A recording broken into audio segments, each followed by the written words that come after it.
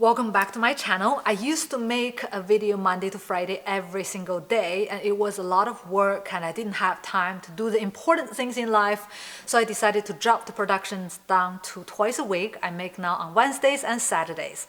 I thought it would be a lot easier, but no, because making a video on a Saturday is super difficult.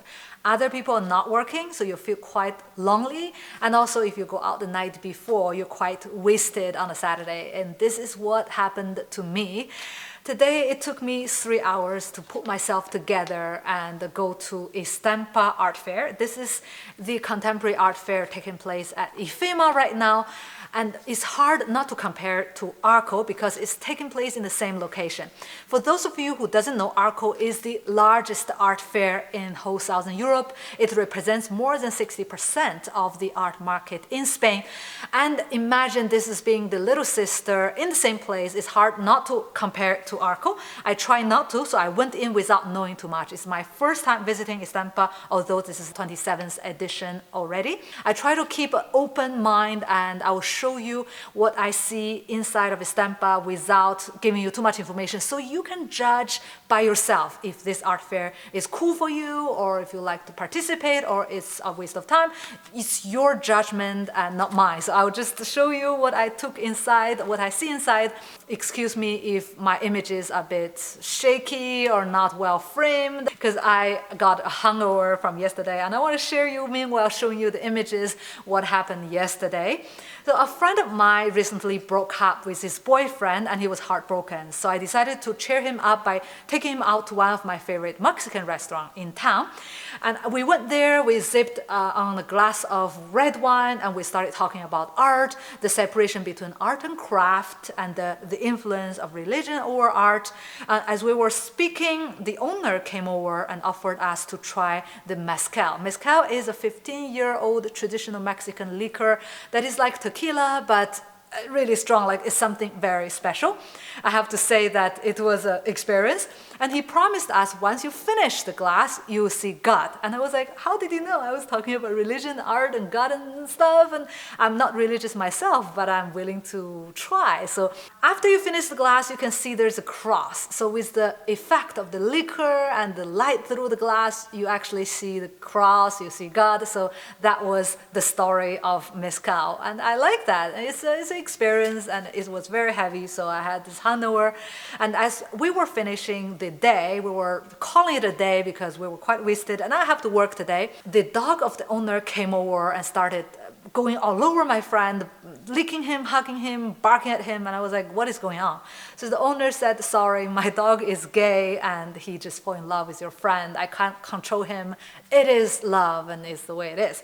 And I was like, oh, did you castrate him? And he's like, no. I was like, that's why.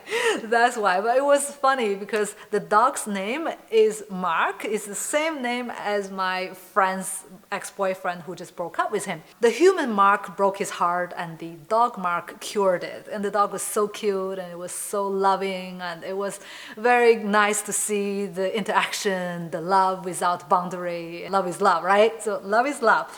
And I was talking to the owner. I said, so what was your idea of opening such a successful restaurant? What was your secret recipe? And he said, I have a PhD in literature. I am a writer. I studied Shakespeare all my life. But that doesn't pay the bill. So I have to open the restaurant to support my family. I have a young daughter, and I have to pay for the bills and the education. The college, of course, is expensive. So I opened this restaurant thinking that it will support me so I can pursue my goals. I was like, wow, that's cool. So your background is academia, and now you're running a restaurant, managing a large team. How do you manage the team? What is your recruiting process? And he taught me something really interesting. He told, I work with artists. I was like, what? You work with artists? He's like, yeah, I work with artists in between jobs because they need something to pay for their bills, to support their family. So I offer this opportunity. I offer part-time jobs, summer jobs, temporary jobs, so they could come in and work.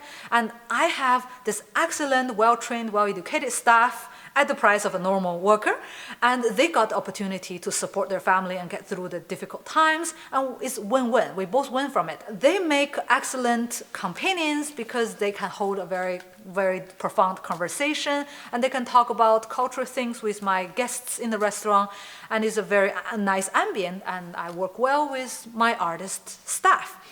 And I was like, how do you work with the fact that they will live, right? They're living because once they have opportunity in art, they will dump this job right away. And he's like, it's okay, because in hospitality, nothing is forever. Like, you will not have a permanent worker, and he will not work until 65 years old. So you have to accept the fact and work with them and respect their goals and their ambitions.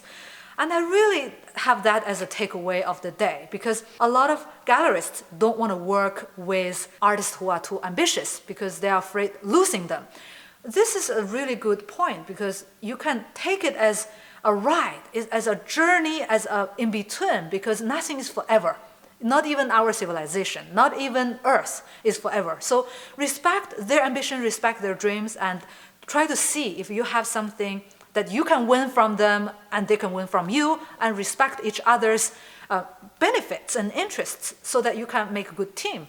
So I was really surprised by this unexpected lesson learned from a Mexican restaurant after drinking mezcal and seeing a homosexual dog with my friend. It's just like a very funny combination and very profound experience. I want to share this experience because I found it very interesting, and even more interesting than the Estampa Art Fair. But nevertheless, I also enjoyed the art fair. It's being my first time there. I can tell you there are 3 highlights of my day. Number 1 is I met an artist whose name is Pablo Armesto. He's our Instagram follower, and he's an international artist, quite successful already, and he's represented by large galleries in the world.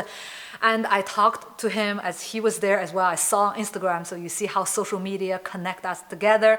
And we had a chat, and then I went on exploring other galleries and booths, and I saw there's another gallery representing one artist only. Actually, this is the one artist gallery. I don't know if there's a thing to call, but this is a very interesting project. The artist, whose name is Lita Cabellut, is creating hand-embellished artworks. It's a perfect balance between unique works of art and mass production of prints, so that you're adding value to the print. This is not something new in the art world, not in London, not in New York, not in Paris, but this is quite new in Spain. So I'm happy to see this trend is arriving here, and that is offering different kind of value proposition to the collectors. The third highlight of the day is called the Poker Face. It is a project by an artist collective in Spain. This set of 52 poker cards are designed by 52 local artists, and you can see that it's very different style, each one, and you can buy for 20 euro the set, and it's 300 limited edition, so there are only 300 copies available. I have to say it's a very good value, good design, and it's a good project, and their slogan is "Not for the love of art." I love it. And they have also the t-shirt for it. Not for the love of art means they're not only doing it for love, they're also doing it for a living.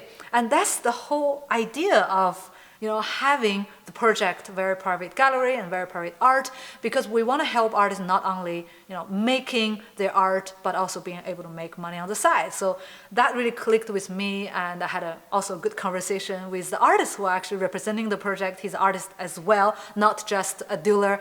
That was my day at Estampa today, and I couldn't walk a straight line, and I was like bumping into all over the places because of the hangover, but it was a good experience, and I hope you liked it. Would you like to consider doing hand embellish, or would you like to do this kind of poker card design?